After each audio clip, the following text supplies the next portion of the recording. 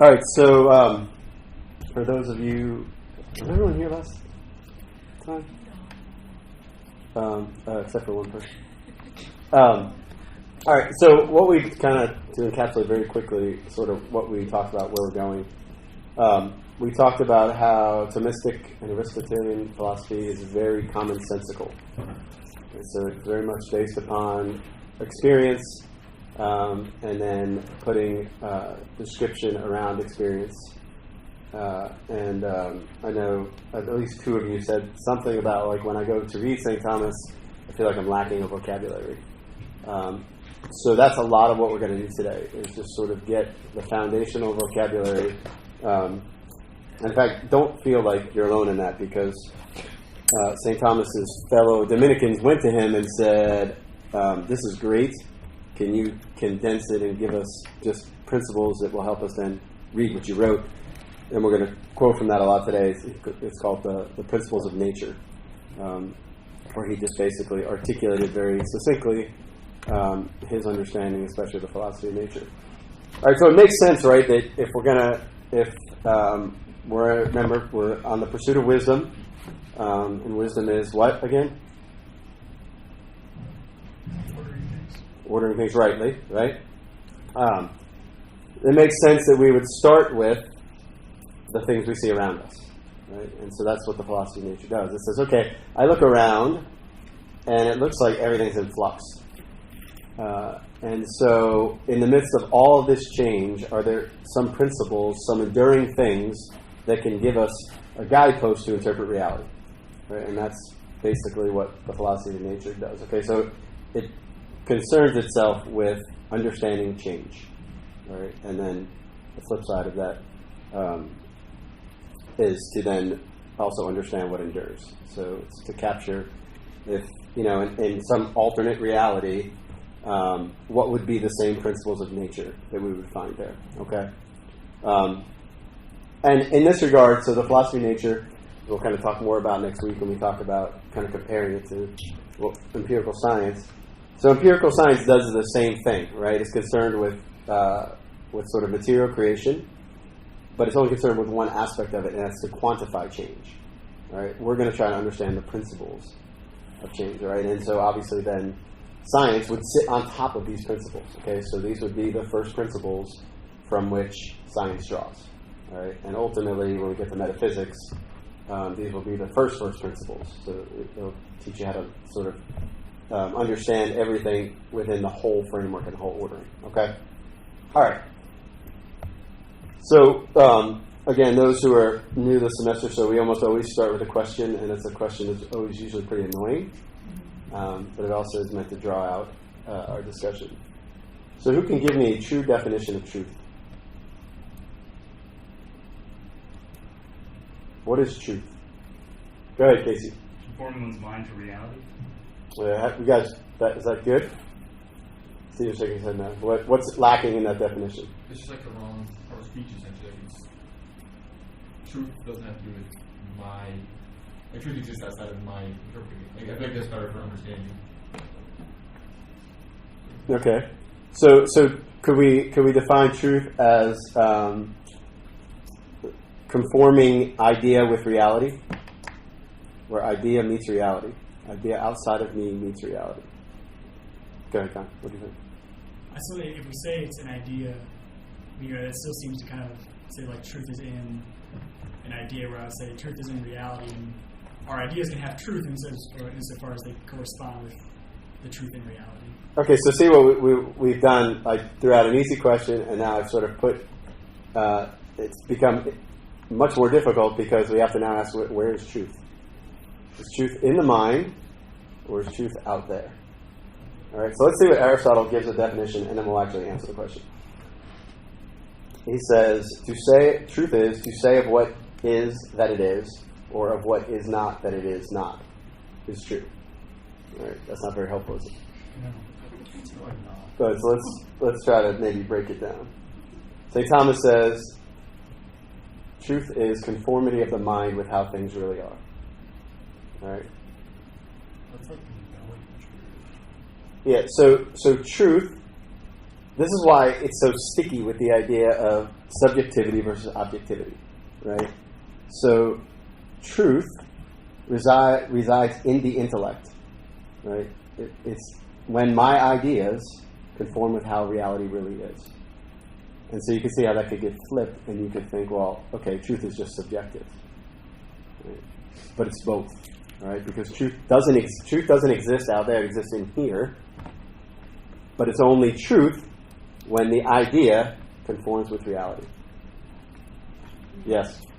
So we would say God is truth, but it seems to be like God has in himself truth, and it doesn't require like an observer to have an idea of God that conforms with God.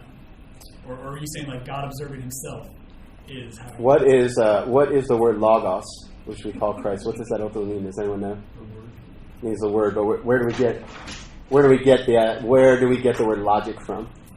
That. Yeah, right, from that, from logos, right? So it's not just the word, but it's the truth about who God is, right? And so in God, we see a subjective aspect of truth about the objective reality of who God is. Okay? So it gets confusing because God doesn't have attributes. Yeah, remember that we're which we didn't talk about, which was on one of the slides because I got a little gabby last time. We would have talked about the idea of analogy.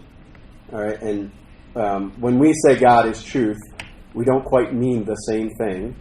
There's overlap, but it's different. All right, so that I can then say, God is truth is something like how the truth resides in our mind. Right? And that's what St. Augustine does when he talks about like the Trinitarian. Like he looks at man, we've talked about how John Paul II looked at man, and he sees the social relationship of man as sort of the Trinitarian, pinpoint or whatever. But Augustine sees it in his intellect and his will, and he says that God's idea about himself is the Son, and then the love between them is which would be an act of the will, is the Holy Spirit. All right, so we have the subjective aspect of it, knowledge, right? The thing known in the knower versus what is outside of the person, what reality is, all right? So then what makes a thing real?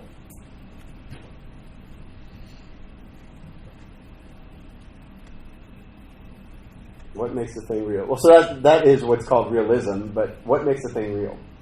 So how can we say that's real, that's not?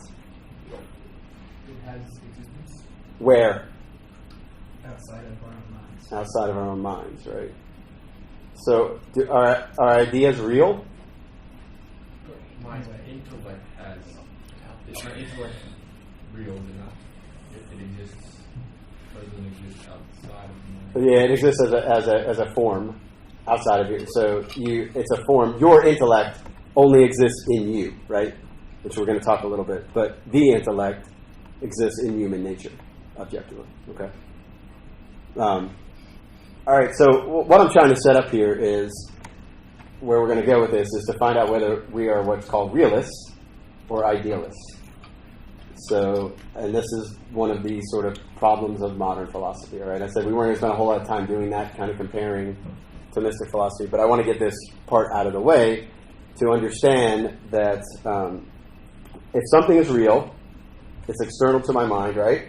And it's independent of my mind, all right? And those two things it's just a subtle difference, right? Of it exists outside of my mind, and it doesn't depend on me for existence, okay?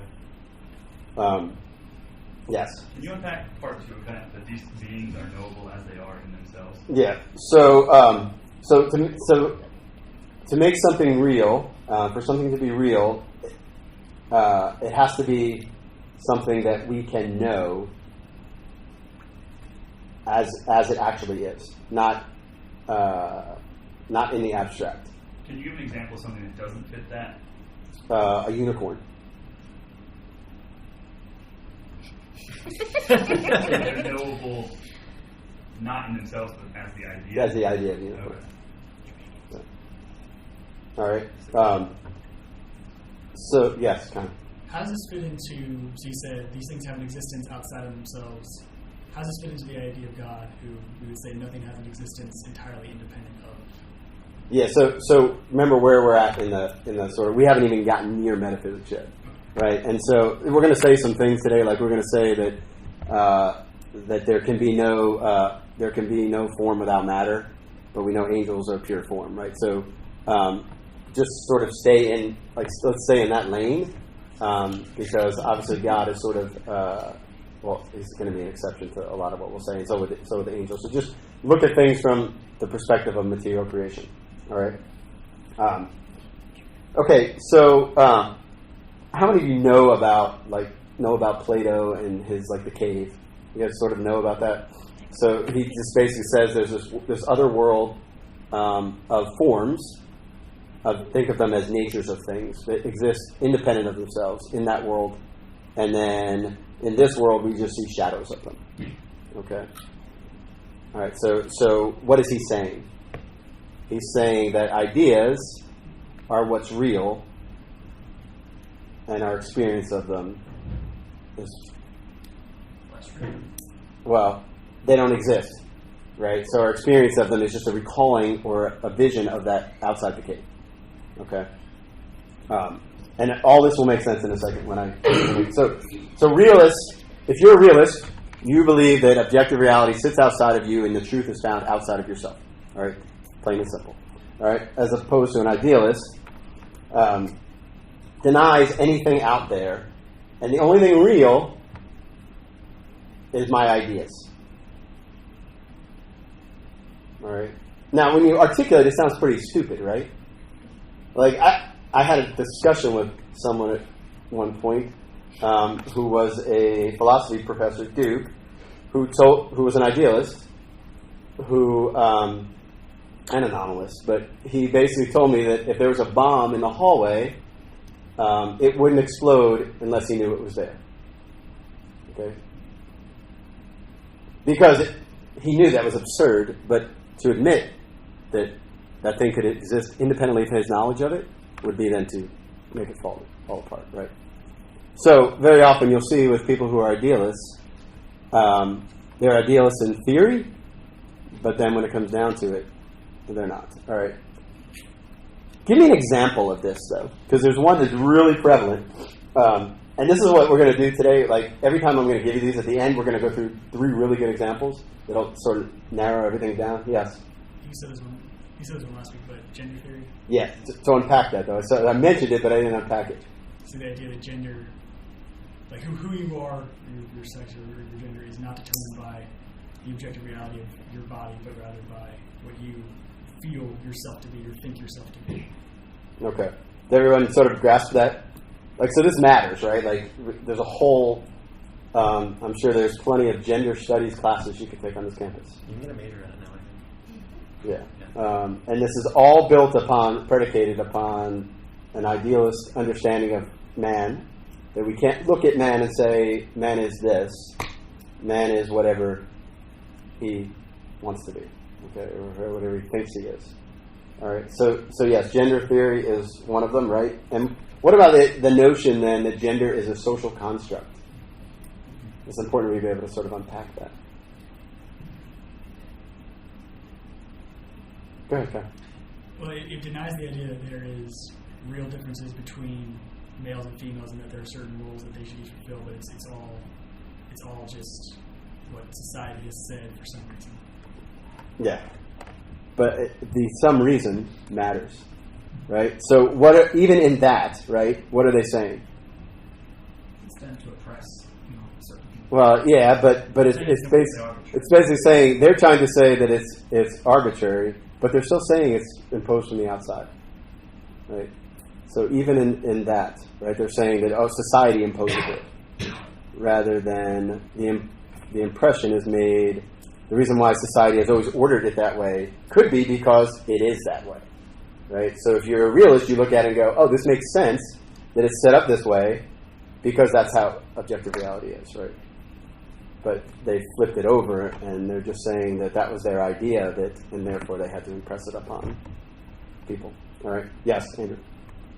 So, kind of related to the whole thing with gender studies and such, how do we where does mental illness and mental conditions fall into this? Are they real or are they not, such as mental disorders?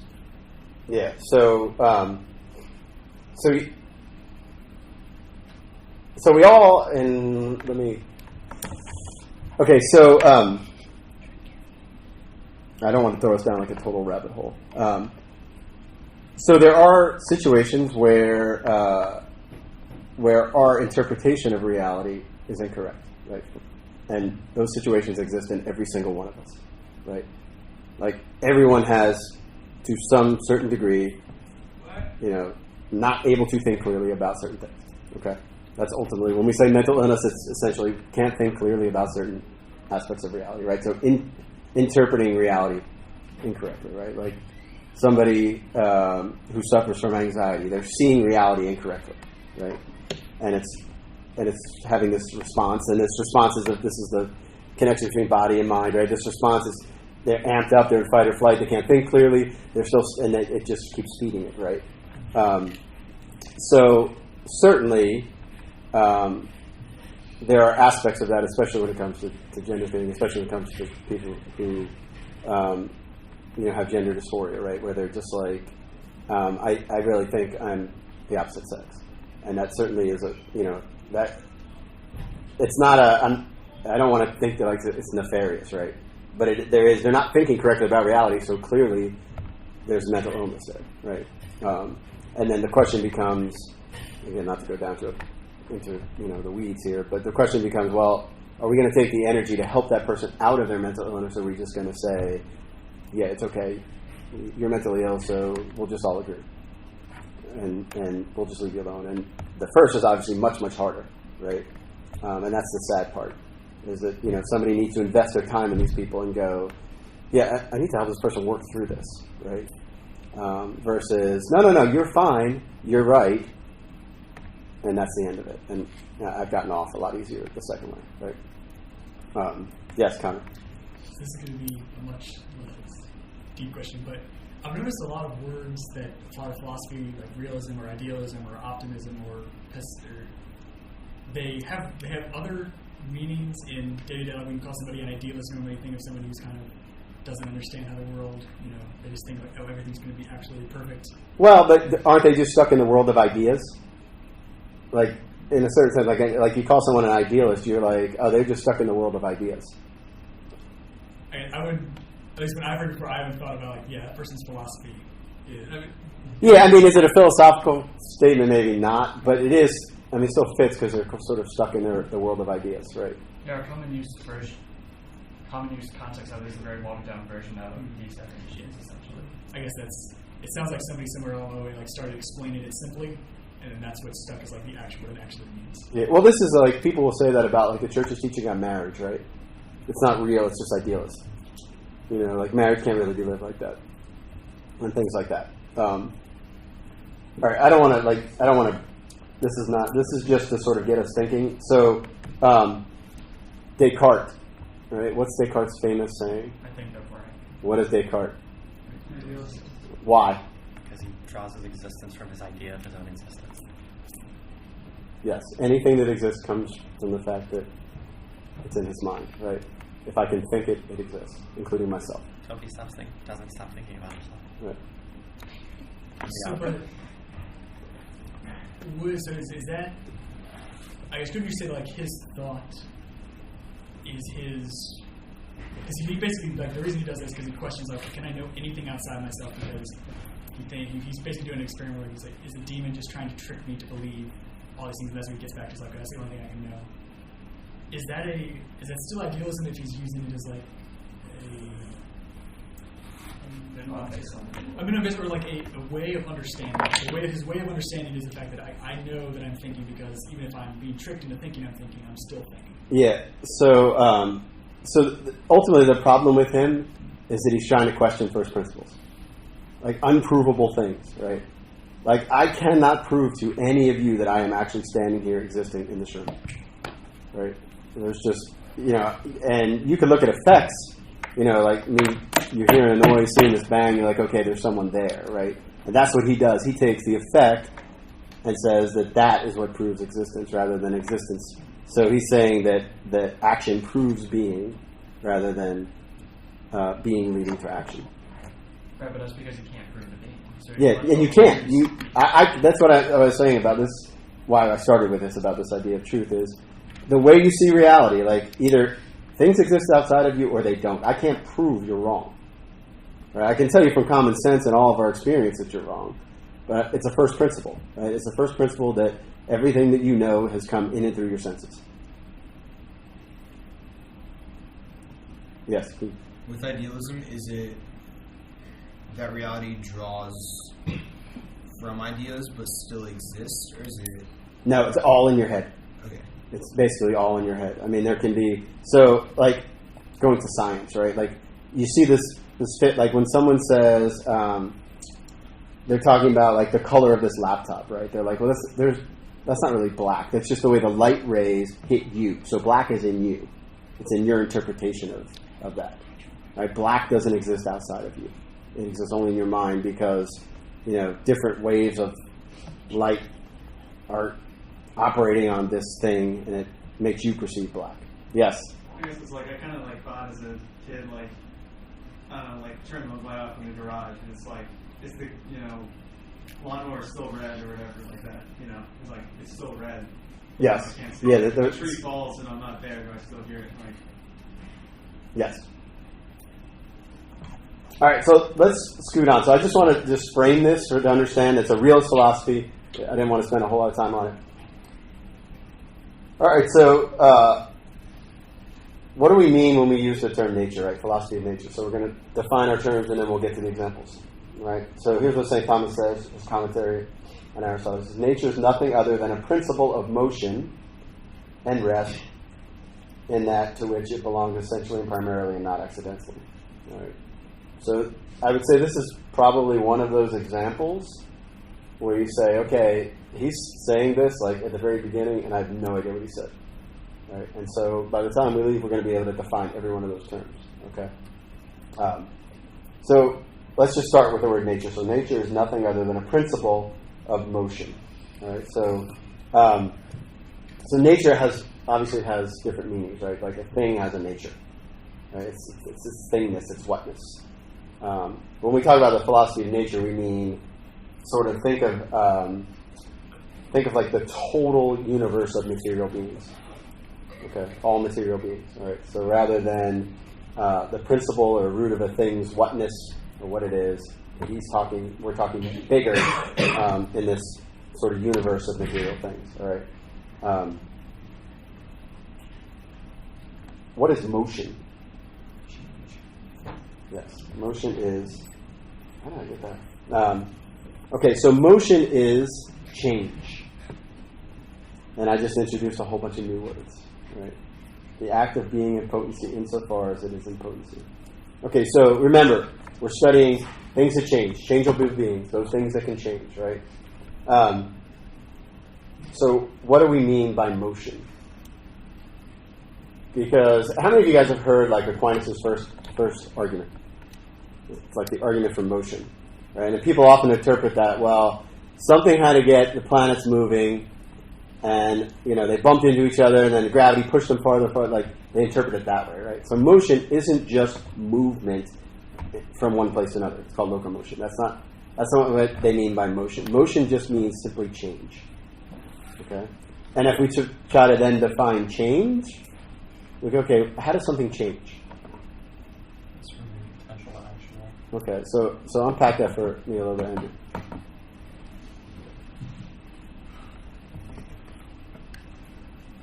don't know the best way to... Say your original sentence. It's the transition from potential to actual. Okay, so he's got transition, which means change, right? And he's got from potency or from potential to actuality. Okay, so something changes from one thing to another. All right? Is what it can change into determined by anything? yes. Laws, right? What's it determined by? Yeah, so it's determined by its nature, or what we'll call in a few minutes, we'll call its form. So let's just take simple changes, okay? Can a duck suddenly grow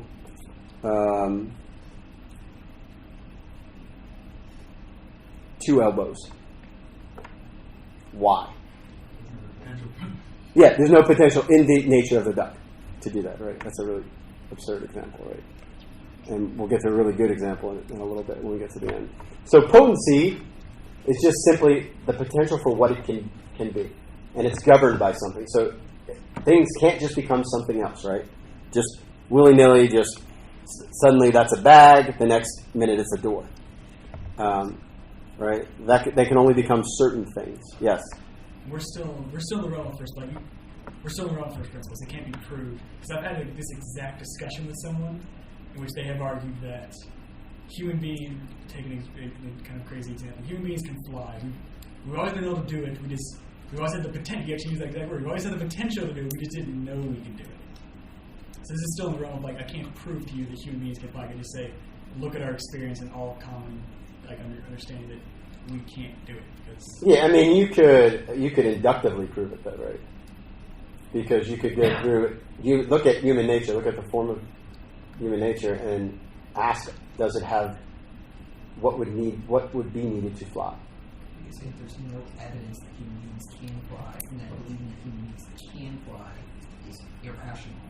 Well, no, it's because there's 2 different forms of flying. It's flying in the sense that we're just by ourselves as we are in our form, or... Does anyone know the difference between induction and deduction? No. I like this one. Go ahead. Okay, so deductive reasoning is a cause to effect type of thing, and there's a really good example for this. So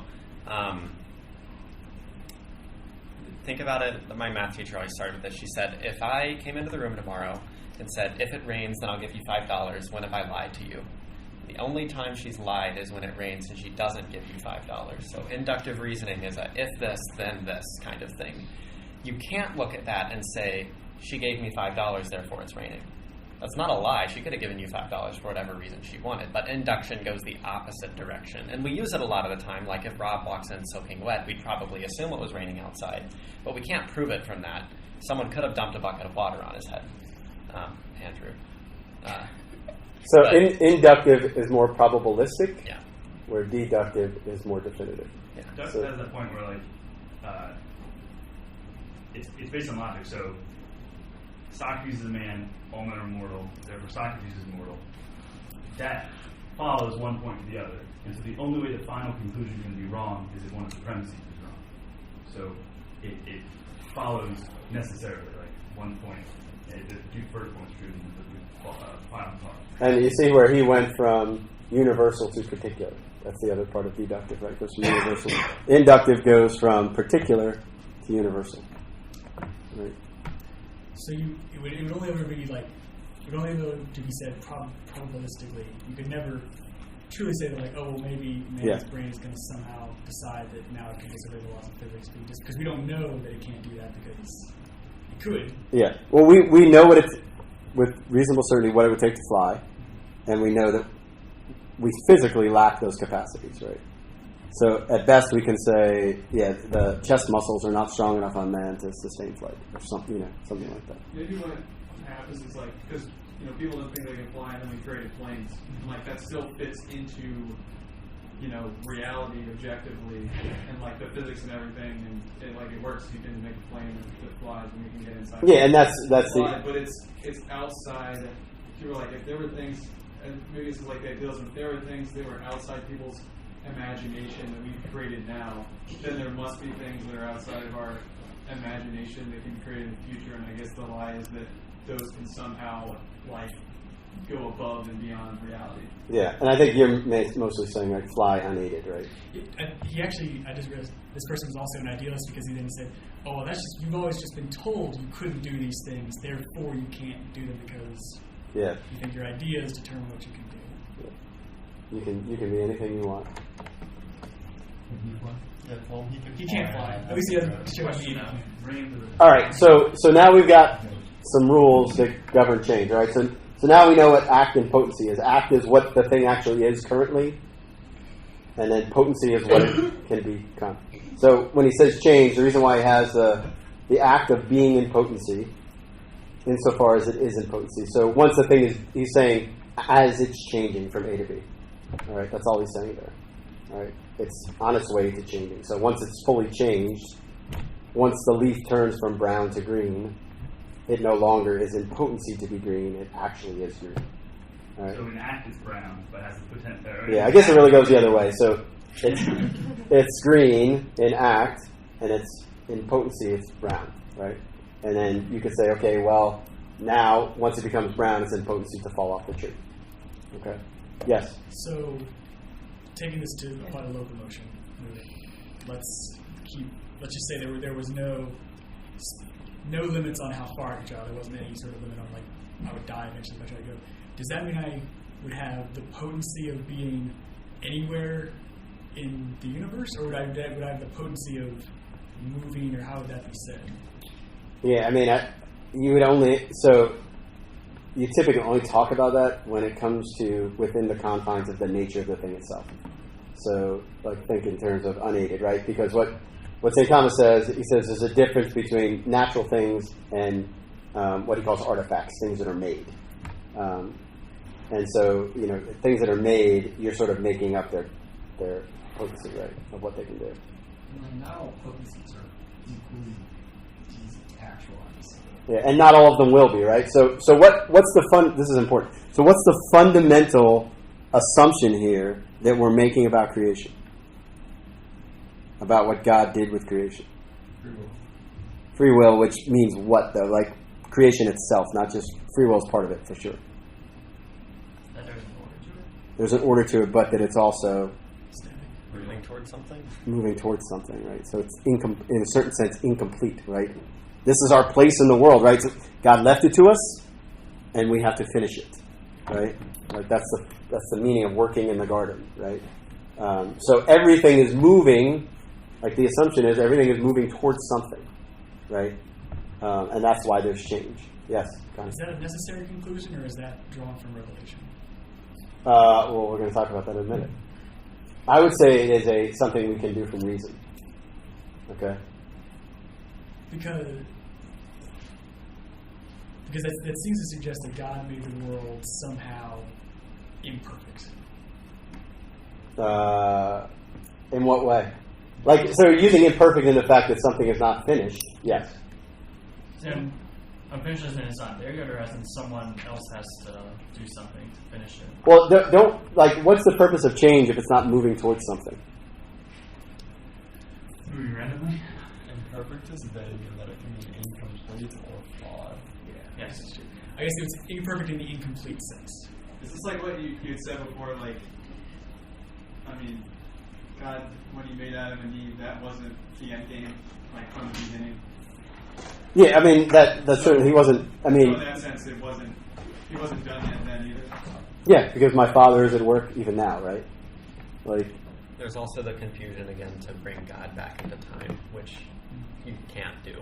So while we observe a progression of things, God does not.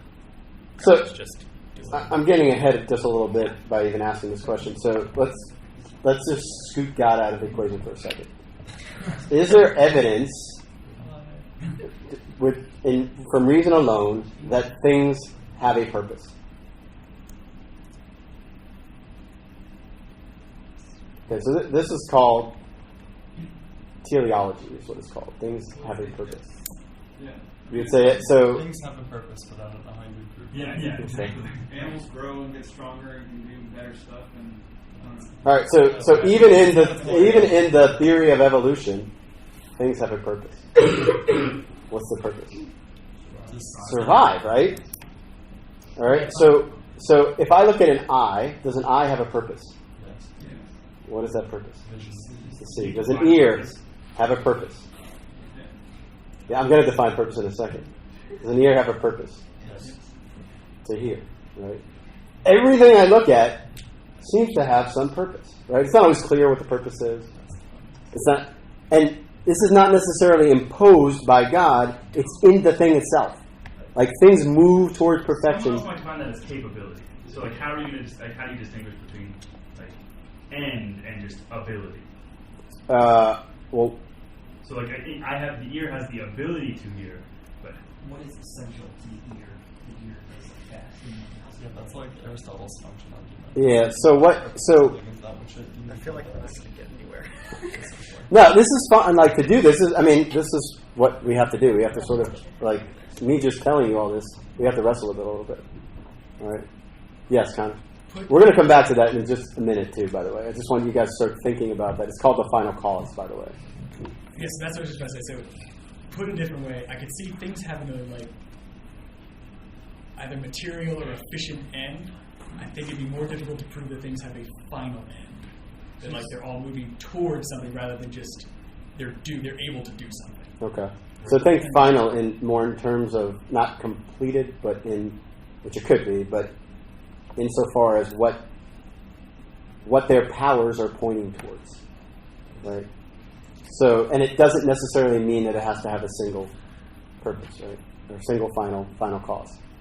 Right? So think about oxygen, right? Oxygen, one of the final causes is that we breathe it, but one of the other final causes is that it meets hydrogen, creates water. So don't get in, like teleological just means it's moving, it has this inner power to accomplish something, to fulfill its nature, okay? And that doesn't necessarily have to be a single thing. Like the final cause is the most difficult sometimes to determine, right? All right, so we don't have the foundation node for me to give you that yet, so we'll get there. All right, so we're at Potency and Act. All material creation is composed of act and potency, even in its very essence. These act and potency in the order of essence are designated by the names form and matter, respectively. All right, so we're gonna now work on that. All right, form and matter, and I totally am lost where I am. Okay.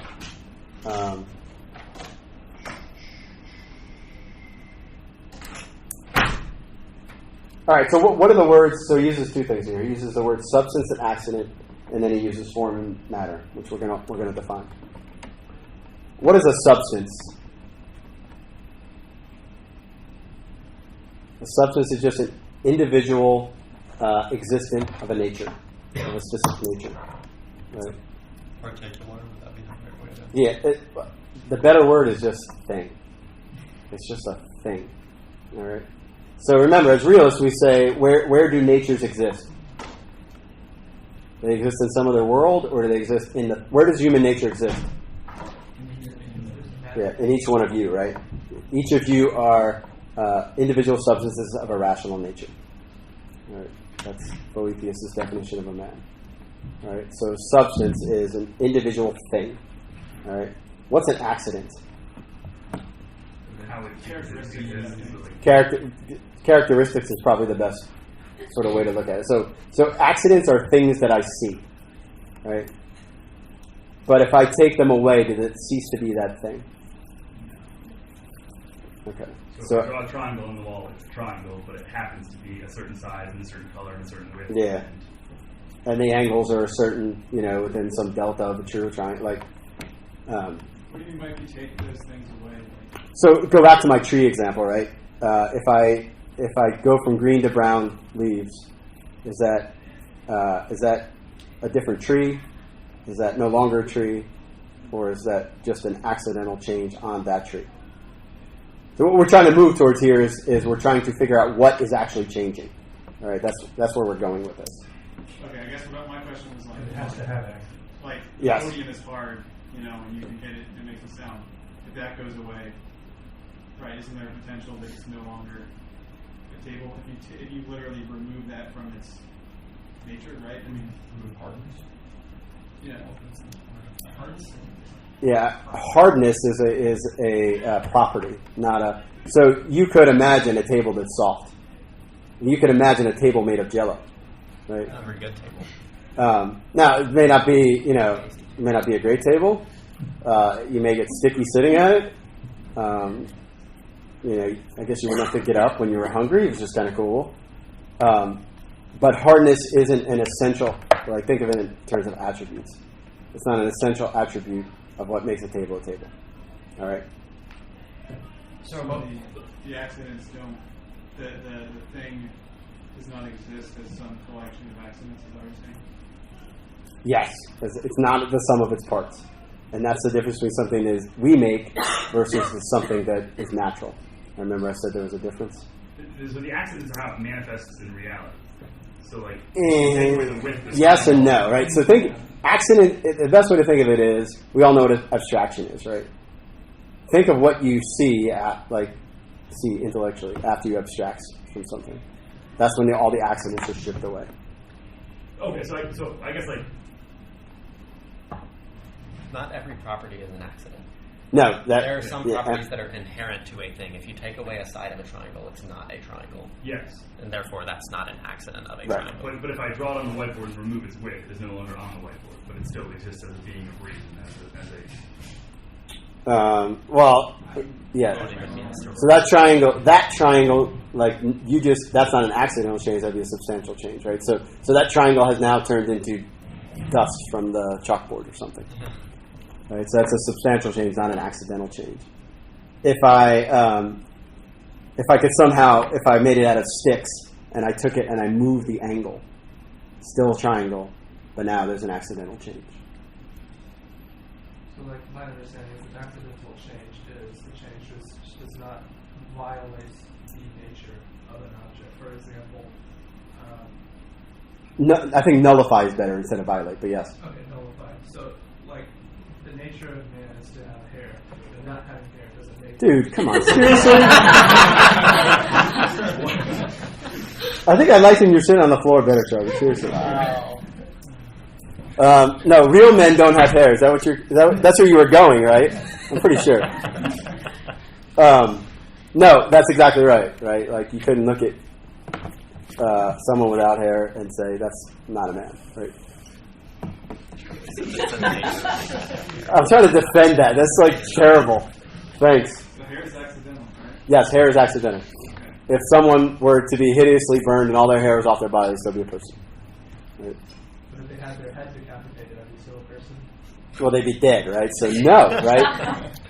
And again, that's just setting aside. That's a little complicated, right? Because the person still does exist because of immortal soul. But yes, if you cut a tree off from you cut a branch off a tree, accidental change. You cut a tree from its roots, that's a substantial change. Yes. Go ahead, one of you. It doesn't matter. So you guys have indicated what I was I'm going to bring up, which is where do you draw the line between what is accidental and what is substantial? Yeah, so you don't. Something you just have, or essential. Something you just have to grind. Yeah, I mean, so there are situations where it's not entirely like this is one of the purposes of science, right? Is to look at something and go, when does this cease to be the thing that it is now? Mm-hmm. So if a triangle, you're saying you're moving it down. Its substance, it needs to have 180 degrees in the triangle. Yeah, so I can quantify that, right? So in other words, if I somehow moved it such that if I could somehow push it all the way down so that it's now like a line or just some kind of ray or something, like suddenly you're like, oh, okay, yeah, that's no longer a triangle. So those are one of those things where you can look and you can often know when it's no longer that thing. Just like we can't know, like when is it a person versus when is it a cadaver? Not entirely clear. Like we can say, well, we know that once the form leaves the matter, it's no longer that thing. But can we measure when the form leaves the matter? No. Why not? Forms aren't material. Well, because form is immaterial, right? So we can't measure it. All right. This is the general previous conversation. Oh, do we really want to go there? Well, it's kind of a general, although we don't. Oh, I thought he was going to do it anyway when he said So it's I general. guess what you're saying is like we don't know for absolutely certain that somebody's dead. No, we can only look for effect. Like that's the whole brain death criterion, right? We can only go. Yet we know that once the soul no longer operates on any part of the brain, that the soul has left the body. That the body's not integrated enough and the soul is the form of the body. So no, that's why one of the reasons why it's a hard question. But it's also the reason why the church says It's not medical science has to determine. We can tell you the definition of death, but we can't actually tell you when it happens. That's for medical science to say the body's disintegrated enough such that the soul can no longer operate on the body. So the form has left the body, has left the matter. So when someone's head's cut off, then you can't say they're dead, or you don't know. When someone what? When someone's head is cut off, then you can say they're dead, or you don't know. Yeah, I can say with you can say with moral certainty that they're dead, right? Because the body is sufficiently disintegrated such that it can the soul can no longer operate on the body because it's in two pieces. Right? Is it proper to say that the soul operates on the body, because that would seem to indicate sort of a dualistic? Yeah. So when we talk about a spirit being in something, right? Like if I said there's an angel in this room, right? Is he physically in the room, or is he operating on the room? The answer is he's operating. So like a spiritual being operates on material. So the soul operates upon the body. It's not in the body. I can't just tear a body apart looking for the soul. Right.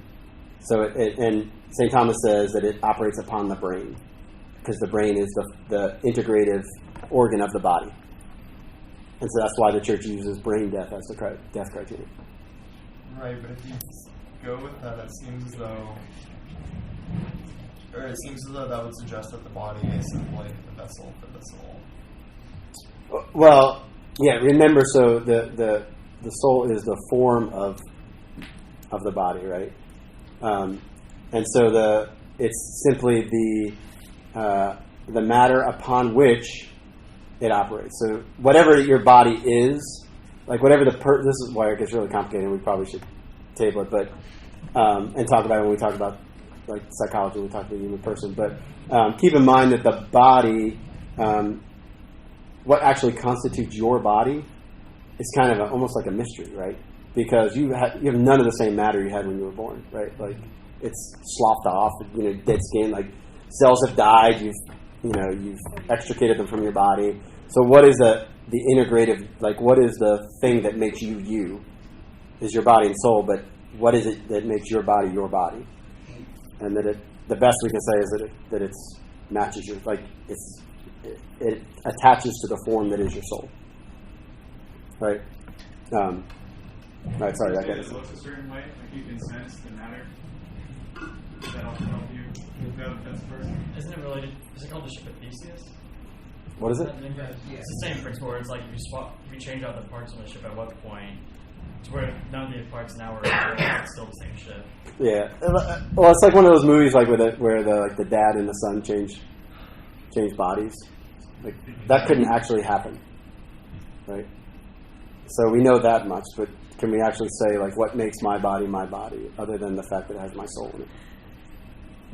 So no, it's not just a vessel, but more. All right. So we've defined substance, accident. We've defined act and potency. I'm really having trouble here with this skipping. All right, let me make sure. Substance, accident. All right, so let's talk about matter and form. All right. Moreover, for each existence, there is something in potency. Something in potency to be man, as sperm or the ovum, and something is in potency to be white, as man. All right.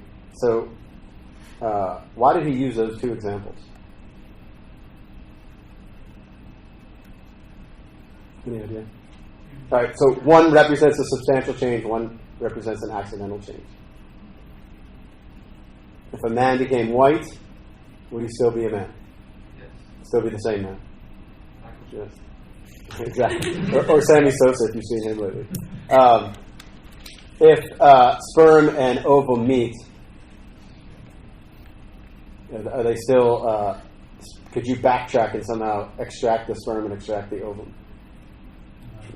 So a new substance has been formed. All right. And we'll talk about that when we get to my example, which is should be pretty good for this. All right. Both that which is in potency to substantial existence and that which is in potency to accidental existence. Okay, so you guys know what that means now, right? That things can change substantially and accidentally. All right, that's all it's saying. Can be called matter. For example, sperm is the matter of man, and man is the matter of whiteness. All right, so all right, so matter. Don't think of matter in like so much as like this is made of matter. Think of it first as a principle, right? And we'll talk about why in a second. So we can talk about it now, actually. So when something changes, what's necessary for a thing to change? Another thing. Okay, to become something else, right? But do things just pop out of existence and pop back in? Like, so in other words, when a tree becomes firewood, all right? Does the tree pops out of existence and the firewood then pops into existence? No. All right. From why? Because from nothing you get nothing, right? So you can't just. So what is really going on then? The tree is responsible for the cause of fire. Yeah. So something is like when we talk about something changing, something has to endure as well, right? All right. And so that's what we're trying to get at here. We're trying to get at what actually endures. When we look at something changing, what is the thing that changes, right? Not so much don't get caught up in the change. So the leaf turning from green to brown, that's the change. But we're also interested in the thing, which was the leaf, which endured. Okay, so anytime we talk about change, there has to be a thing enduring and a change from A to B. Okay? And the matter is the same between them. Is the matter the same, or is the form the same? In my example of the leaf, right? Is that what you're talking about? Yeah. So the matter is the same. The form is the same, right? The form of leaf has changed. Something in the matter has changed. But in a substantial change, like the egg and the yolk, that would be the matter stays the same, but the form changes. Right. That's why matter is a principle, right? So don't think in terms of like it's the exact same leaf, because the matter changed in the fact that there's an accidental change in the color of the leaf. So don't think of it in terms of like, okay, the same exact, has the same cellular structure, all that. Like, put that aside. Like, it's deeper than that, right? Yes. How is the color of the leaf an accidental change when the chlorophyll is dying off? Not accidental in the literal sense. Okay, but it's completely like killing the leaf.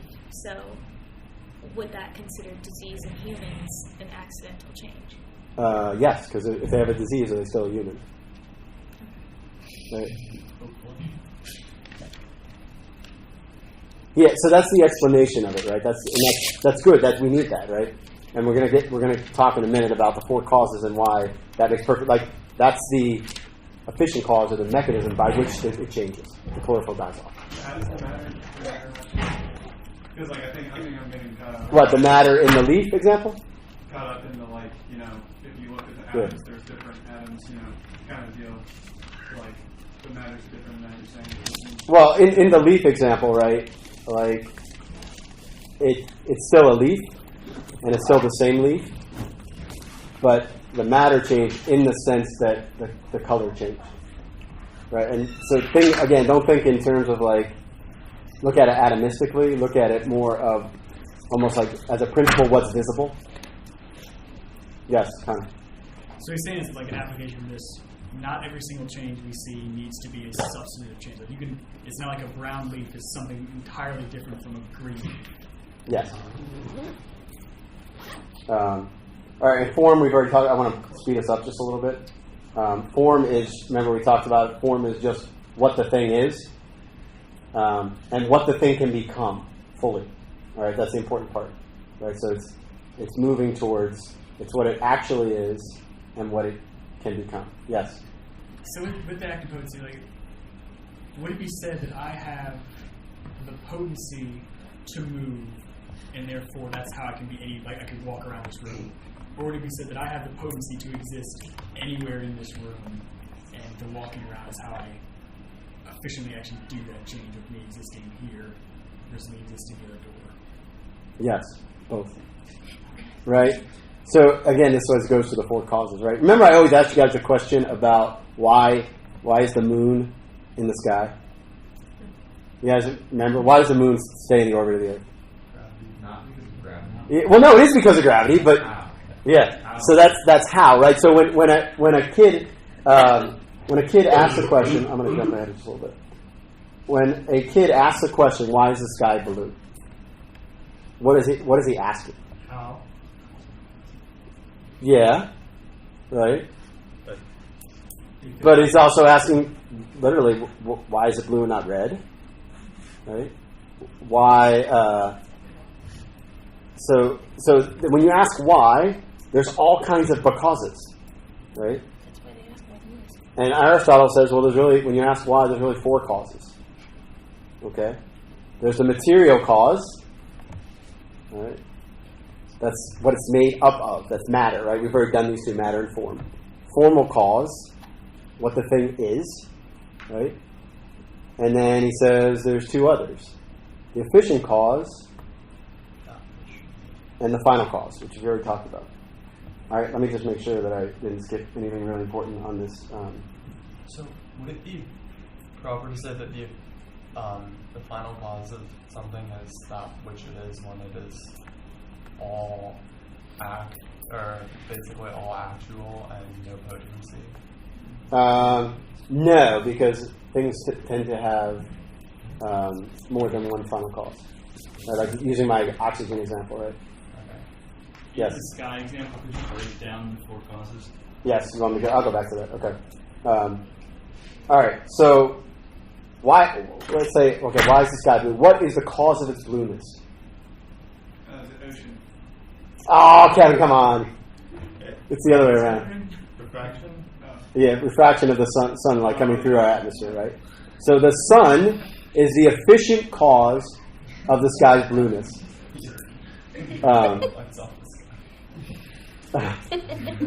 Anyway, all right. So I want to make sure I don't skip the cause. All right. So why is the sky blue and not?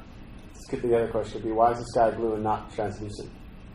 And that would be because oxygen refracts light a certain way, and would that be the material cause? Yeah, so what I'm asking is, what's the purpose of it being blue? Wait. So there's the ocean. Yes, so the ocean. I guess that could be part of it. But the purpose of it being blue is to diffuse some of the light of the sun, right? So that it doesn't harm us. So the sky being blue, its final cause is to protect us. So but that's not really. Yeah, that's kind of like a theological final cause. We don't know that for a reason alone. Well, actually, you could know that from reason alone, right? You could know that. In fact, I would say it's not theological at all. Like, if you were to step outside, like, if you were to go outside of our atmosphere, you would get sunburned. Like, just step right outside of it, and you'll get really sunburned really fast. It's like ice is less dense than water. Like a final cause for that would be so that when the lakes freeze, we don't like lose all the water. Kind of thing. Yes. Because otherwise, everything would be frozen. We'd be done for pretty much. Yes. In some areas. So I think the issue that JT just had is the same. So when we talk about final cause, we seem to be assuming a kind of assuming intelligent design, which I'm not saying you couldn't. Oh no. So that's what I want to. That's why I skipped to this. Don't assume that, because what the 4 causes show is that its movement towards the final cause is totally interiorly driven. Right? It seems like the same as back to the eye example. Like the function of the eye is to see. Like you can't just say like, oh, that necessarily means that God wanted us to use it to see. Like it just by looking at the object, like, that's one of the effects. We could argue from there. So this is one of my problems with like intelligent design arguments. Is they have some gaps in them. I could go from teleology to the argument from design, but teleology doesn't need design. So the causes, the intrinsic causes of matter and form, don't need an explanation outside of themselves. Does it need order, like in nature? I mean, but that order doesn't necessarily have to come from an orderer. Necessarily. Yes, it needs order in it. And if each individual thing is ordered, then the whole thing is ordered. But so you can't use the fact that the eye sees as evidence for God necessarily. So the final cause of the eye is To see. okay. It's not final in the sense of like the end of the world final. Yeah. It's just what is it for? So go back to what I said about its nature, right? When it's, and Andrew is sort of on the right track with this. It's when the thing is fulfilled, when it's fulfilled its purpose. Can you define purpose? It's final. It's final cause. Like the thing for which the nature was, the thing for which the nature finds its fulfillment. I mean, I'm defining it using its own term, but so let's back up just a little bit. So that is a first principles, and that's why he asked it. Can you agree that everything has a purpose? And you can't prove that. But once you have that, then you can say what's its final cause. It's where its purpose is fulfilled.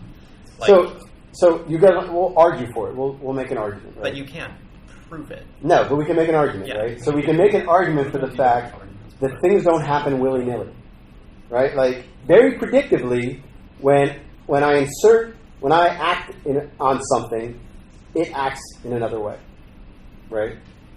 So what does that imply? Yeah. So what does the law of cause and effect actually assume? There's a relationship. Yeah, but that it's a permanent relationship, right? Like that if I do X, Y happens. Okay. Well, Y is its final cause. Right? We see it everywhere. Like you can't deny it, right? If X happens, if I do X, Y happens. So why is the final cause? So, like, the final cause of stabbing someone in the chest is death? Killing them. Yeah, but so don't go from the, like, yes, that, I mean, it's easier to see, like, our actions, right, that they have intent. What we're trying to show is that all things act for a reason. That the beaver builds a dam for a reason. So we don't have to say, like, when we think of final cause, we don't have to attribute an intention, like an intelligent intention to it. We can just say, It's what it does. this is what it does. The leaf is green because it gives life, because it gives sunlight. Yeah. It gives sunlight. It reacts to the sun and gives energy to the tree. And Yeah. that's its final What? Going back to the example, what is the final cause of chlorophyll? Converting sunlight. Photosynthesis. Okay. Right.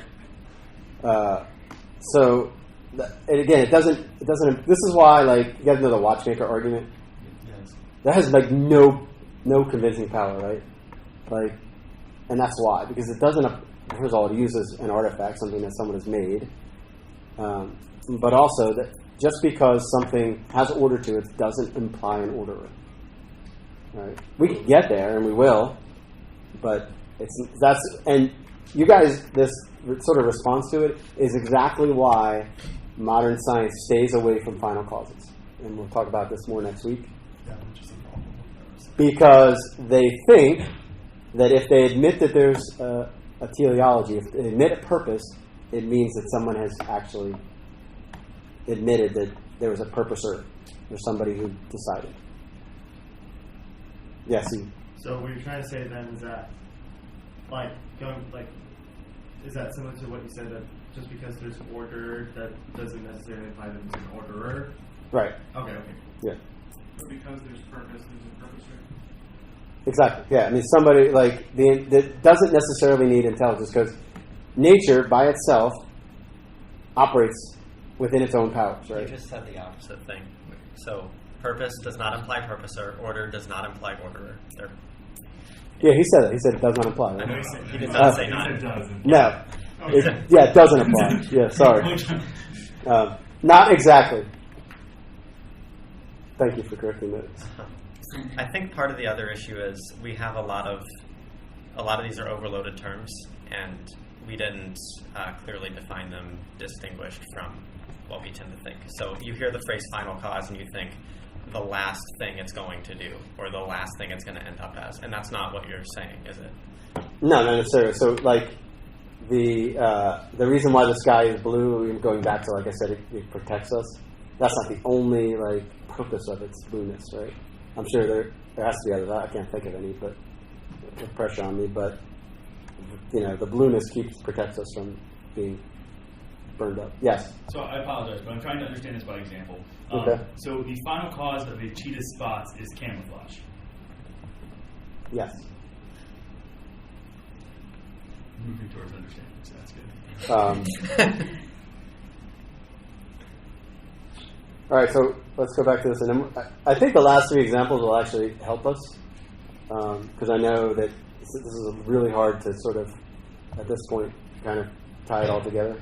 All right, so let's go back just to... So the four causes, the purpose of them is to fully explain a thing. Okay? So we understand what a thing is when we can answer all four of the whys. And so we already talked about... We'll go back to the sky blue example. We already talked about the efficient cause. So the efficient cause is the thing... So the efficient cause and the final cause is something extrinsic to the thing. So what is the efficient cause of the leaf losing its color? What is the thing that actually causes it? Temperature. Environment. Yeah, so let's say temperature. Okay, so that's extrinsic to the thing.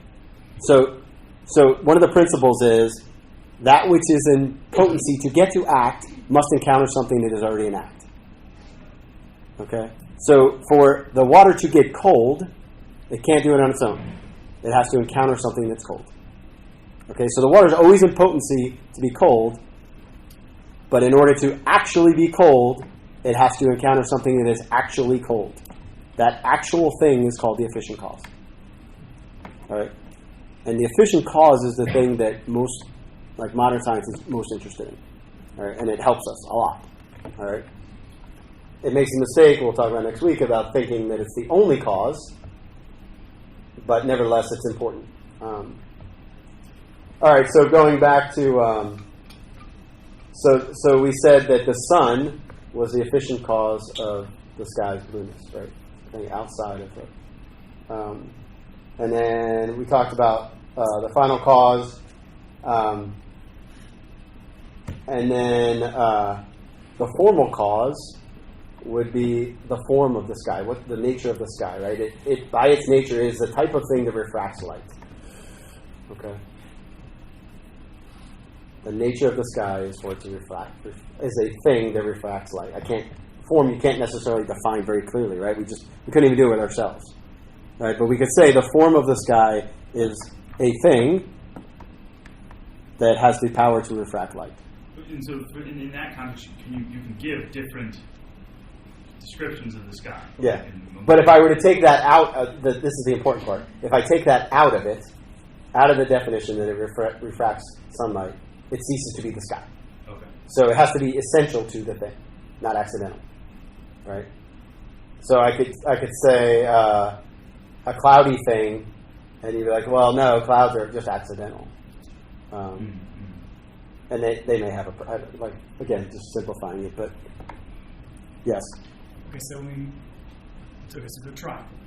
I can look at it, or I can abstract a triangle, and I can say it has 180 degrees, three sides, and if I were to break any of those conditions, I can say that's no longer a triangle. Now with the sky, I feel like I can think of a sky that wouldn't refract light. It wouldn't be a very good sky, in the sense that we wouldn't be around to see it. But I can still think of a sky that doesn't do that. So is it that it wouldn't be our sky, which is a different sky from Venus's sky? Yeah, I mean, I guess I could be more specific and say the Earth's sky, not just a sky, or like when I say the sky, I mean Earth's sky. Or would it be helpful to say, like, instead of abstracting to this thing that is really us just like calling the blue thing a word, like it's really, I'm not a kind of oxygen and nitrogen or whatever, to say, okay, well, oxygen and nitrogen are definitely their own things, and the collective group is what we call the sky, and so if you took away one of those things, well, it wouldn't be what we call the sky anymore. Yeah, so that's the whole thing about the substance of a thing is not the sum of its parts, right? And it's also just like words don't have intrinsic meaning, so you can argue all day about what sky means, but once you've agreed on what it means, then you can say these kinds of things. Yeah, form would just be what you would call it, like what is that thing, like, and what are its essential properties that make it what it is, okay?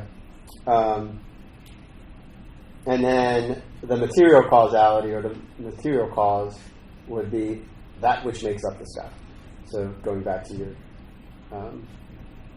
your, whatever gases, whatever the different percentage of gases and all that is.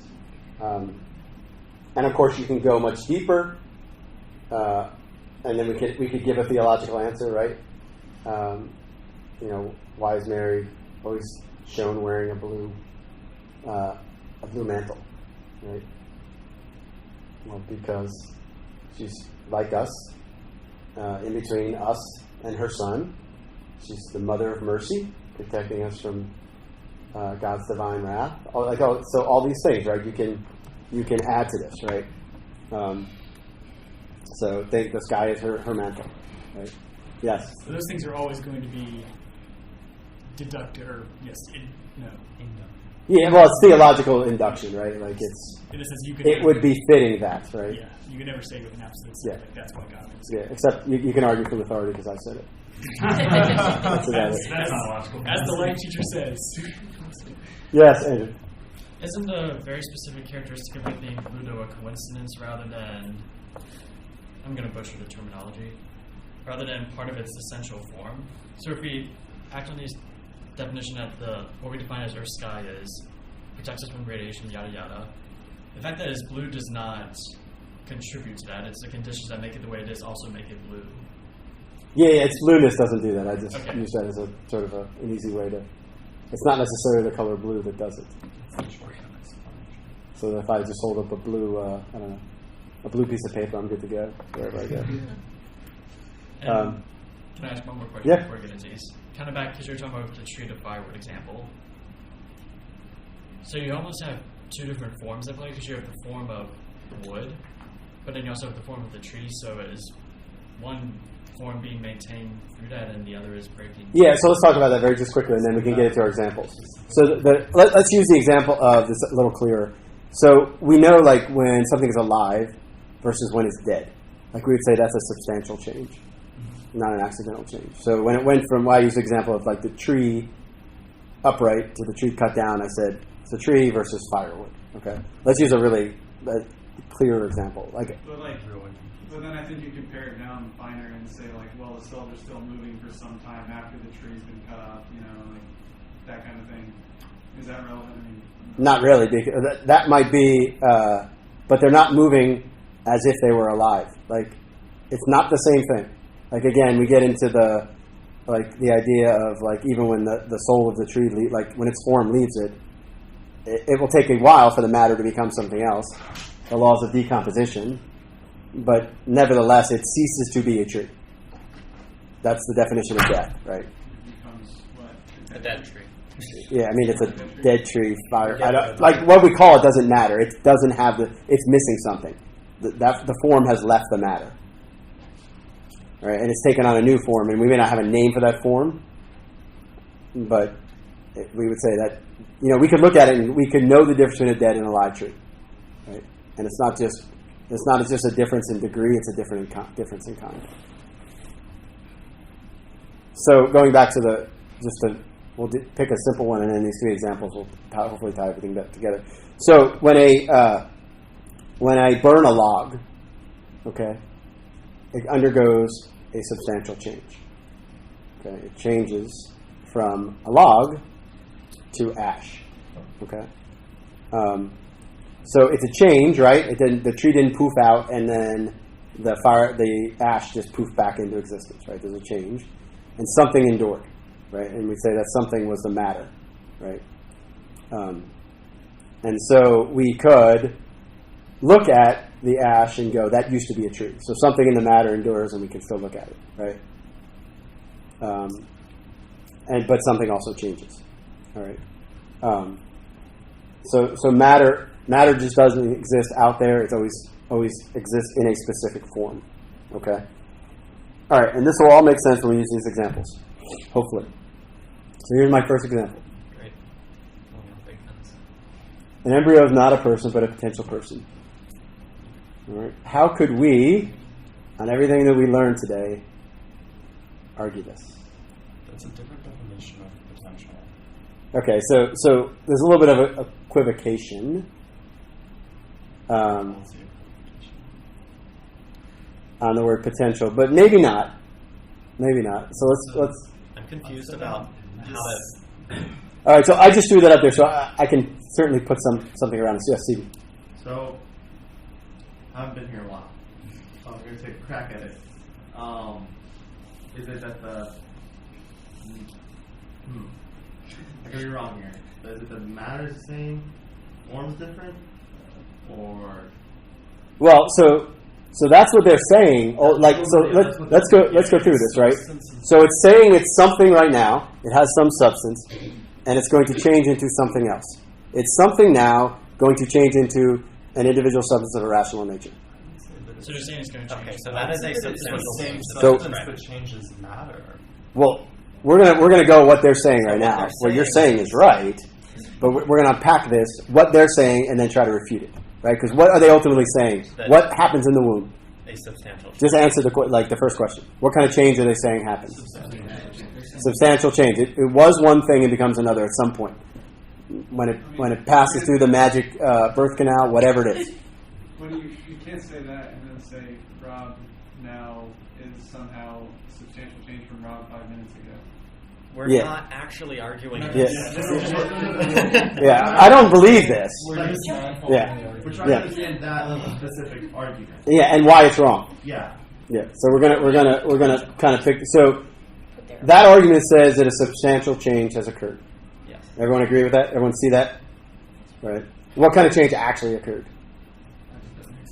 Accidental. Okay.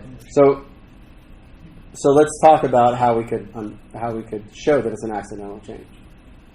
All right.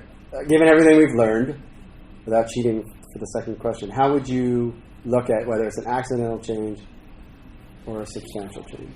How would you begin to unpack that? Yes. So actually, that's an interesting.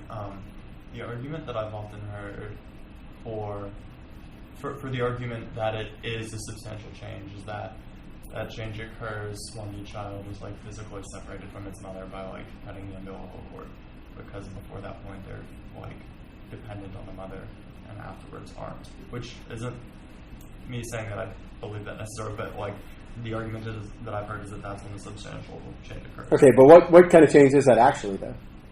Accidental. So it's also not dependent on, it's not wholly dependent on the mother when it's still attached to the birth. Obviously, if you're cutting it and it's living still, then it was not wholly dependent on the mother, even though it was attached by the umbilical cord. Because you're cutting it and it's alive still.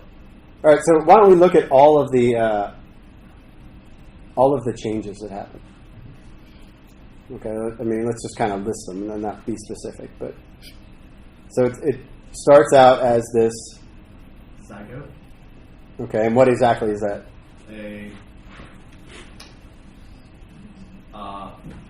I'm not. When things are going together. Fertilized egg. Okay, so I wouldn't use that term. Okay. Only because it sounds like that makes it. So this is good because it helps us unpack word games that are played, right? When you use the term fertilized egg, what does that sort of make it seem like? It's not a person. It's this mishmash of these two things that came together that can't stand on its own. All right. So we're trying to see if it's an individual substance.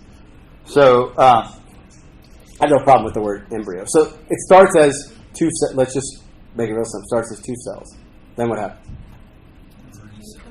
Well, they always double, right? So it goes 4, 8, so on, so on, so on. Okay. So what kind of changes, each time that happens, what kind of changes are going on? Accidental, right? Is anything changed? In the substance itself? So, right, still that original cell that has, what does it have in it? It has what? It has DNA, right? And in fact, we know that what does DNA do? and it directs, right? It directs what's going on, right? So each change along the step, each change from A to B to B to C is an accidental change. All right, everybody sort of grasps that, right? So here's the so in the midst of all of that change, we said that there is something that endures, and for the lack of it, we'll just say that original cell is the enduring, is the thing that endures, okay, during the change. So everything keeps getting added onto that, right? That never ceases to exist, all right? So if it was, all right, so that is what's changing, right? And it's self-directed and changing. What's causing it to change? Its own, like, nature wanting to divide. All right. So which of the four causes did CB just? You're right. I'm not. Which of the four did he just say was causing it? Formal, right? So that we just said it was we just found a formal cause, right? What's its efficient cause? What is the thing that comes from outside of it that enables it to change? Nutrients. Yeah, nutrients. I guess we could say the environment. All right. So is that any different than any other person? All right. So the difference is just in a location. So same efficient cause for growth. All right. So all that being said, what would we then say? The same four causes as the same substance. Yeah. So we would say that has to be a person, right? So yes. So just to play kind of devil's advocate with it, and I think this would be a very bad argument for someone to make, but if you were to say that it's not merely, you want to say, okay, well, it's not the fact that it's too small, too tiny, or dependent, but rather it's the rationale, like it lacks the rationale. This would lead to the idea that you could kill toddlers. But if someone were to make that argument, how would we argue against it? Because I mean, we still say like there's an age of reason which somebody doesn't have. Yeah. So is the capacity to reason an accidental? Is the exercise of reason accidental or substantial? Accidental. I don't know. I mean, Aristotle would say substantial. But The capacity or the exercise of it? So he would say the capacity to reason. Because like if you're asleep, guess what you can't do? You don't cease to be a person, right? So we'd say that the actual, like the potency is there, but reducing it to act doesn't necessarily make that a person. It's an accidental attribute. So when you describe this as a rational animal, you're saying not necessarily just the act, but the capacity. It always has to have the capacity, right? Because this is why the other part is important. Because if it had to actually be doing the thing, that's not how creation is, right? Remember we said that things change, right? And so we change. Like there are times when, if I go to surgery, I can't use my reason. If it were the other way around, then you could just go around chopping people's heads off and say slaps because And that means, and that's a inductive argument in the sense that we can't necessarily prove that particular person has reason. But we can say, okay, based on everything else we know there's a human being. I guess that'd be deductive because you say, okay, human beings are rational. That's a human being, therefore that's a rational. Yeah, the key is like the human, like if you're going to argue with someone just on a level of reason, the key is it has human DNA. And DNA is self-directed. Right. Yes, Keegan. Is like potential always connected to substance? Like, yes, potency is always connected to the fact of the form, right? Always like matter is the principle of potency, but form is determined what the potency can be. so a potency or potential is only changed when there's a substantial change. Yes, the list of potencies, exactly. Unless it's reduced to act, unless they actually are doing it, right? So I don't have, if I'm talking right now, I don't have the potency to talk. Right? So the potency determines the form? No, it reveals the form. The form determines the potency. It's the other way around. Okay, so basically like a sperm can't turn into Rob, but like the zygote could turn into Rob. So therefore, Well, I would say the zygote is Rob. Like at some point, It is. Rob is the zygote. yeah, it is Rob. Yes. But it like, you know what I mean? I guess what I'm saying is like, if people who don't agree with us think that the baby out of the womb is a person, then they also have to concede that the zygote is a person, because the zygote had the potential to become that thing that they agree with us as a person. No. So yeah, I would say they were already a person, not the potential to be a person. Right. They had the potential to be the. So remember, person is the substance, is what the thing is. That doesn't change. What the potency is reduced to act is what changes, right? Remember, that's what the definition of change is: moving from potency to act. All right. So one's a little easier. So Jesus changed water into wine. We did it. That's substantial. That is substantial change. Well, there are accidental changes insofar as it is. Most substantial changes are also accidental. It has to be substantial. Right. I'm just saying. Water and wine are fundamentally different things. Yes. But there's like water. Just remember that. Wine isn't just Yeah. colored water. Okay, but think about what we're talking about, though. So when we said something changes, it's very clear that he changes it, right? Something has to endure. Yeah. So is this accidental or substantial change? We all agree substantial, right? And what are we saying is the thing that endures? The matter. And what is the matter? Well, yeah. So CD is right? So the water, like water can be changed into wine. It happens all the time. It just takes a long time, right? Like there's multiple steps that Jesus skipped, right? Does everyone agree that water? So in other words, you water seed. Let's just make it really simple. You water a seed, right? And that becomes a grapevine, right? So the water became the matter that was used in the grapevine, and then the grapevine grows and the grape comes off of it, and then it's crushed, and then so there's a couple substantial changes going on there, right? So it goes from water to vine to grape. Vine's also entirely composed of water. There's something Uh-huh. that's missing in that equation. Yeah, I'm not saying that that's all the matter, but I'm saying that that's what endures, right? So water becomes a component of it, right? So could you make wine without water? You cannot. Well, if it's necessary, then it must be somehow So the effect has to be in the cause, right? Are you saying Jesus can turn water into like 100% rubbing alcohol? Well, yeah. No, so what I want to get at with this, though, is why he did this way. Why not just go, I just poofed wine over there into existence? Why does he do it this way? Why does he take what nature could do on its own, speed it up for sure? Why does he do the miracle like that? Conservation of mass. Yeah, because he's really worried about that. He's worried about his mass footprint. Why does he do it like that? Is it because of the final cause? Okay, what's the final cause? Of which? A final cause of water could be. Well, what's the final cause of the making of the wine in this situation? Because there was the wine ran out, and like they went. All right, so there's an intention in this, right? Yes. Maybe we can back it up a little bit. What's the efficient cause of the change? Jesus. His word, right? His word. Okay.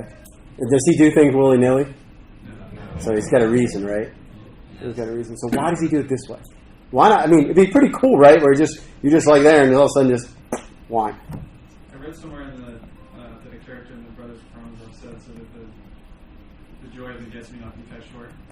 That's what he came to. Yeah, I mean, of course he's doing it because they're out of wine. But why do it this way?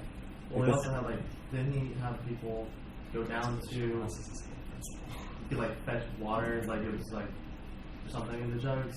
Yeah, so he uses ritual. Yeah, he definitely, all of that is. So he's the Lord of nature, right? And what does he show that he can do? He commands it. Yeah, I mean, So what would you expect the Lord of nature to do? I've come to fulfill the law, not. So he stays within the laws of nature, but then expands them because he's the God of nature. Except then you look at multiplication of the bread and loaves. And was raising Lazarus from the dead. Yeah, well, both of those. So both of those, like yours is a little different.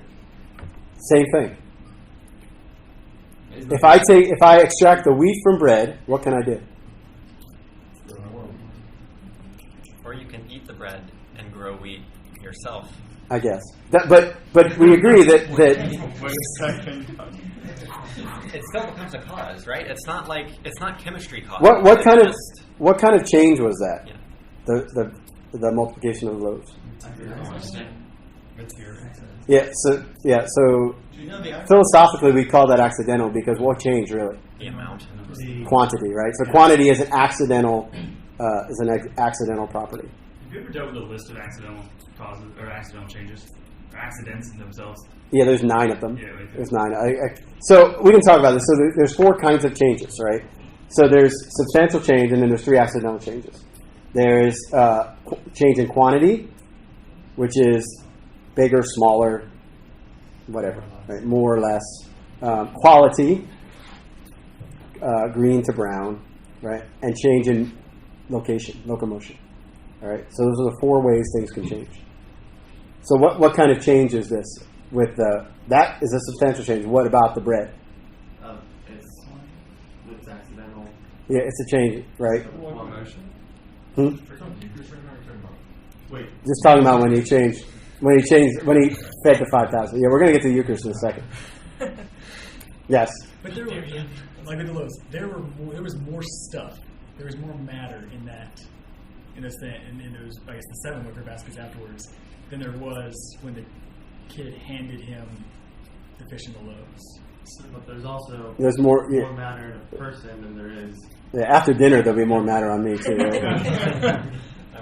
Well, so you're saying like did he make were the loaves less dense because he took a little bit and then? No, I would say that he multiplied the actual matter, right? Like again, Lord of nature, he did something that nature could do on its own, just much faster. But when you're asking, right? But nature bread satisfies the complex. Yeah, so if it were nature, and you were growing that wheat yourself, like you would still need the water and nutrients in the soil and everything. Yeah, he did. I mean, I'm not saying he can't skip steps, but I'm saying like the point is that what he did wasn't impossible, right? Like that's what we're trying to show. But the miracle. That's what Connor's asking. Yeah. That's because okay, so bread has. Is there more matter now in the universe than there was before the multiplication of the loaves? That's why the question. Yeah, that's like I think a scientific. I think there's a debate about that. Like the question, no, I think. That's what I mean. Did he change air molecules into? In the same way with this miracle, like the sunlight needed to grow the vine, like that sunlight, that energy never didn't exist until this miracle. Like the cup of wine has more like energy, like more calories than the cup of water. Like that wasn't. The point is that he didn't make the bread. I think the point is that he didn't make the bread out of nothing. Okay, so he didn't create bread. No. So you're saying because we call it the multiplication of the loaves, right? We don't call it the creation of extra bread. So it's assuming that the change. It's assuming that the change is in the bread itself, right? Like it's multiplied. There's more than there was before. But we don't know. It's a miracle. Yeah. A law of nature. Yes, but he didn't. The point is that's what the point is. The point is he didn't break a law of nature. Right? He came to fulfill a law of nature, right? Like that's the point. Like he's the maker of like when he set up nature. No, I think it matters because people will look at a miracle and go, "Yeah, that's impossible." I'm saying a different thing by break than he's saying by break. Yeah. That's the semantic. No, the supernatural requires the natural, right? By definition. So where did the parts for the other breads come from? The sun. Yeah. Like we've talked about this before. Like when God speaks. Like, he doesn't have a voice. Where does he get it? Well, he moves matter, makes airwaves move a certain way, and his voice is heard, right? Like, he's the Lord of nature. Just speak to our intellects. Well, like when they audibly hear his voice, right? When in the Bible, when you hear people audibly hear God's voice. You can hear things without them being like physically audible. Yeah. So what does God do to make it physically audible? Well, no, Does he but speak they or does he move airwaves so that hearing sound is created? Like you can understand a voice in your intellect without there being physical vibrations. Yes, but if it was in the air, then Yeah, but there's examples in the Bible, right, of actual people hearing voices, right? Like Jesus hears the Father, like the Father speaks to him. That wasn't just in Jesus' intellect. So where did God? Well, because it says that other people heard it, right? Or like Samuel, then Yeah, so God could do it that way, but why would he? Why would he make it seem like he's doing one thing when he's really doing another? Like, which shows more power? The fact that he can move airwaves to make a sound exactly how he wants it to move, or that he can speak into your head?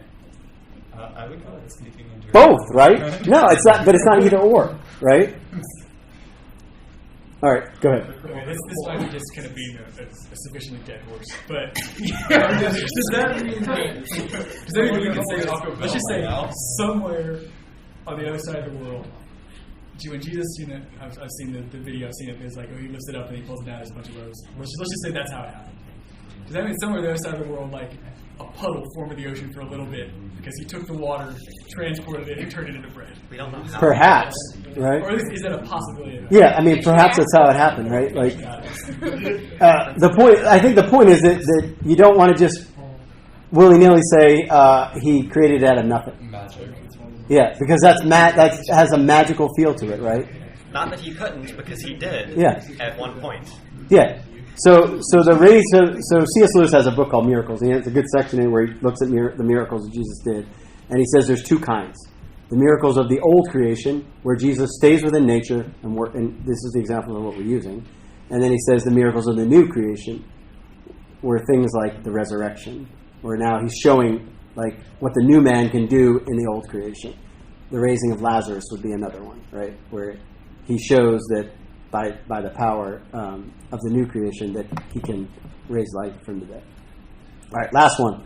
I was like, I want to get out of here. It's a substantial change. We did it. We are Catholic. It's Leroy Tran. Okay, so what kind of change is it? You say it's a substantial change. Changes from what to what? Bread and wine to the body and blood of Jesus. Soul and Okay. Yes. What is the principle of the change? What's the thing that endures? The accents. All of them. Is it just the accents? Because it's the form of bread and wine still. All right, so people say that, use that word, but it's not. It's not Yeah. form. Yeah. See, that's why we got to be careful of the. Because form is substance. Yeah. Is matter the better way to say it? It's the same. I would just say that it has the accidents of bread and wine. Okay. Why does it have to be that way? Because people be grossed out if they saw it. So what's wrong with, like, you guys know what consubstantiation is, right? What's wrong with that philosophically? My manager won't convert to Catholicism Because of then this. you would have two substances in a single accident. Yeah. Okay, but but what would be the other problem with that, though? So it would bring Christ's body to the bread, right? So could he be in multiple places multiple times? I mean, mass happens everywhere. Yes. But consubstantiation would mean that it could only happen in one place. Why? Because Christ's body and blood are physical things that can only be in one place at one time. Now, if the change is in the accidents, where they now append to, or they attach themselves, say, to Christ, so they now looks differently, there's no change in Christ, he can be everywhere. Like bread and wine can only be in one place at one time. And if you conjoin, Jesus to something that can only be in one place at one time, then Jesus can only be. Consubstantiation isn't saying that he's becoming the accident of it. No, it's saying that it's both, right? It has the accident of bread and the substance of both Jesus and of. Why couldn't it be Jesus and this bread and Jesus and this bread? And so half of it is equivalent, the other half is in different places in different acts. Because transubstantiation occurs simultaneously in multiple Yeah. places. So what does the bread and wine actually become? Well, yeah, let's just, what is it actually becomes? Body and blood, right? And then soul and divinity, all that comes with it, right? So can the body of Jesus be in more than one place at one time? I don't know. By nature, can it be? By nature, no, but he can do whatever he wants. Okay. And do we all agree that it seems to be that Christ, when God made his creation, he pretty much respects most of its laws, right? Such that, okay, so if his body and his blood come to the bread, okay, where is there a change? In the bread? And In his body. so he's moved. You do say his body. Right? I don't follow that. Okay, so what is the change that happens in consubstantiation? A substance is added. Okay, let's be more specific. What's added? Substance of Christ. Jesus. Okay, is the change? Does Christ change at all? No. Yes. Sure. Because he's What are the four changes? What's the four? What are the four changes? So it doesn't change substantially. Like you can change blood location and quantity. What was the first one? Location. Has his location changed? Yes. And the bread. How would you say that his location is changing consubstantiation but not in transubstantiation? Okay, so what is actually changing? What's the principle of change In which one? in transubstantiation? Actuality to actuality. What changed? The bread changed. Only the accidents. Jesus doesn't change. The accidents don't change. Yeah, that's Well, I'm saying the accidents are the thing. I'm sorry. You're right. What is the thing that moves? The accidents. The accidents move. Is there any change in Christ in transubstantiation? No. But I don't think anyone who believes in consubstantiation would say there's any change in Christ. But there has to be in order for it to work. Like Why? that's Because the bread didn't Why change is at there all. such a change for it to be consubstantiation? Whereas because he has to change his location. Why?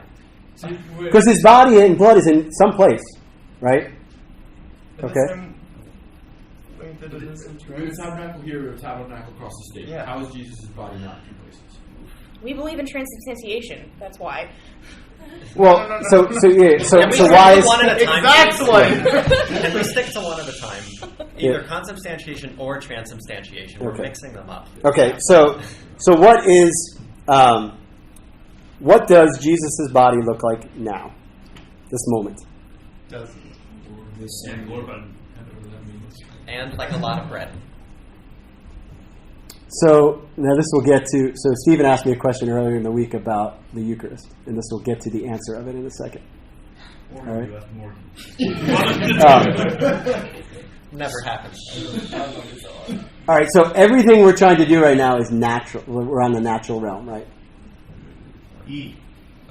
Yeah. So there's laws of nature, right? We're trying to explain the laws of nature. I think there are, yeah. Yeah.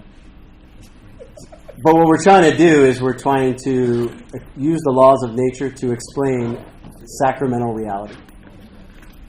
Okay.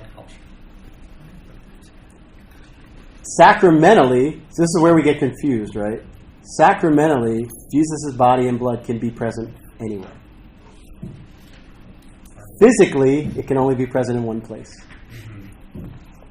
Everyone's following me so far, right? I understand. Because there are three realms: natural, sacramental, and divine. Right? Yes, or yeah, you could say material, spiritual, and What do sacramental. miracles count as? Please don't. We'll come back to it. I promise I'll answer your question. I promise I will answer your question. I want to stay on this one track because I'll lose my train of thought. 'Cause this is- all right, so have you heard people say like Christ is sacramentally present? Yes. Yeah. What does that mean? I have no idea. His substance is present. We don't know anymore. Well, I have no idea. I feel like I'm getting into like a predestination conversation here. Like we're gonna get so totally lost. No. Keep going. All right. So what do we mean when we say Christ is sacramentally present? Let's just start right there. The Eucharist has been transubstantiated. His substance. It Jesus. All right. let's back up one more second. How is it possible that Jesus' physical body and blood can be present in many places at many times? Is there some law that governs that, or is it just because he's all powerful and he can do that? His body and blood is physically present. All right, wait. So we're saying What you said? What you just said is right. By the way, we say physically present. Physically present as if it exists in the accident, right? So, which isn't what we believe in, but what you've said that I think is what's confusing people is that you've said that consubstantiation doesn't make sense because if that were the case, then his body and blood are present in multiple locations, but consubstantiation doesn't in any way imply that he becomes present in the accident just in the substance, in addition to the substance of the bread. Yeah, but can you have a substance without any? Can you have form without any matter? Can you have a substance without any accidents? That depends on whether or not you can have two substances sharing an accident. No. Do we have any examples of a shared substance? Like, is that something that makes sense? Wait, the two things. Because if we were to normally a shared substance, we would say is a new thing, right? Two substances sharing an accident. Yeah, is that anything that? It's a minor possession. Yeah, even a demon though is accidentally Yeah. doesn't take over the person, right? Only accidentally. They can't affect the substance. They of the can't. person They at can't all. get to the person's intellect and will, right? Yeah. But you said that when a soul operates on a human body, so in the same way, wouldn't it be the demon's Right, they're carrying substance is operating on the person's accident of their body? Yeah.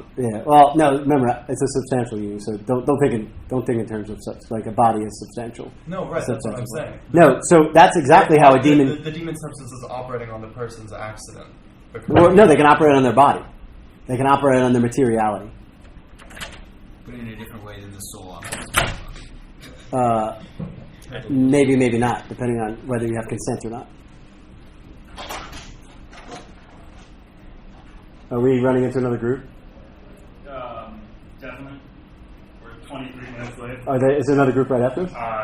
It's at 7. Oh. All right, I think we're okay.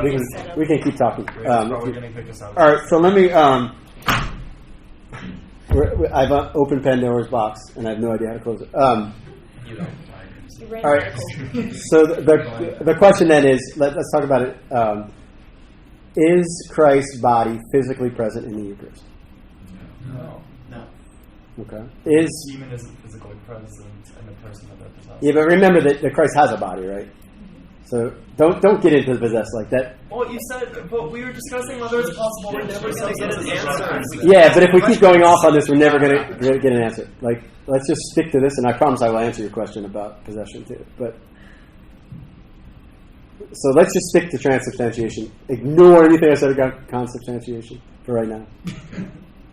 Let's make sure we understand the fact that what we mean when we say Christ is sacramentally present. Okay. So Sharpie already touched on it a little bit. 3 realms, right? Spiritual, material, sacramental. Okay. So the sacramental has different sets of laws governing. Like, this is why we use the terms form and matter in sacraments. Right? So what is the form of baptism? Words. The words. And what's the matter? Water. Water, right? So the words make the thing to be what it is. All right, so I'm totally off track. You said, is he physically present in the... Yeah, but I don't remember what you all agree with me on that. I forgot where I was going with it. Wait, you said he is, or he isn't? We were up on the tangent about why consubstantiation. Yeah.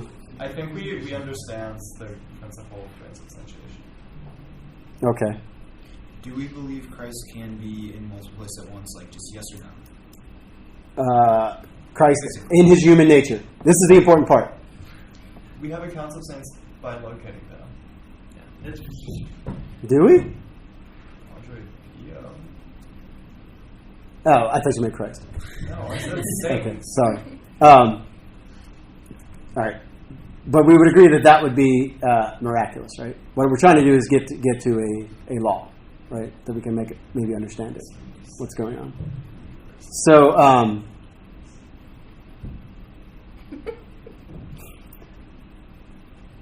where was I going with this? I don't know.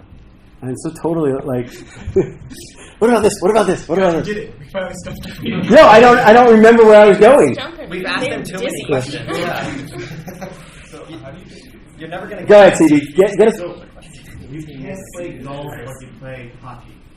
Okay, hold up.